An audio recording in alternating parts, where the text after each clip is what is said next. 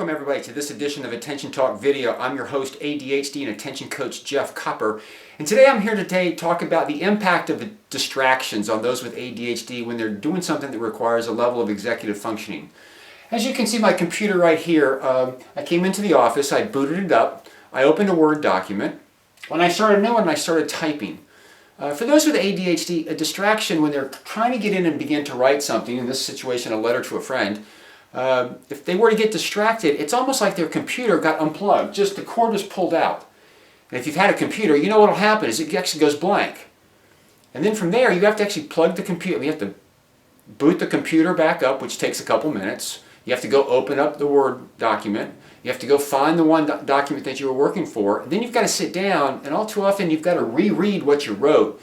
Because you can't remember really what your thought process was, because you might have been kind of going down a path, but since you got distracted, it's like your memory just got completely erased.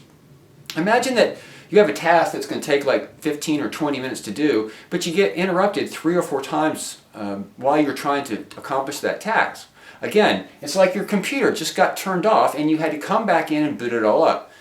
Ever think about how frustrating that could be? I mean, just imagine you're trying to do a document, or write a letter in my particular case, and it's something simple, but you keep almost having to start over every time you do it. I find when this happens, a few things that we can learn is, number one is, if it happens a lot, you don't know how long it's going to take you to finish it, then you don't get started with it.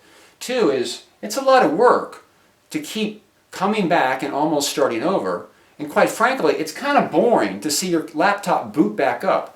All too often while that's happening, you can be distracted by something else that catches your eye, more exciting, or something that you want to accomplish.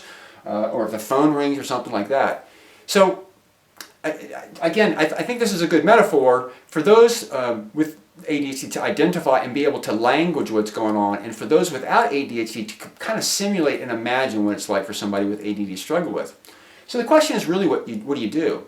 Well, this is where boundaries kind of come into play, and special study places and scheduling times to sit down uninterrupted so you can sit down and focus on these particular tasks. Now, I know that sounds easy. I mean, it's easy to say, but kind of difficult to do. I mean, imagine you're a stay-at-home mother and you've got a bunch of kids running around, you got that going on, or you're in a business environment that's very dynamic, a manager, and people are knocking on your door, coming through all the time.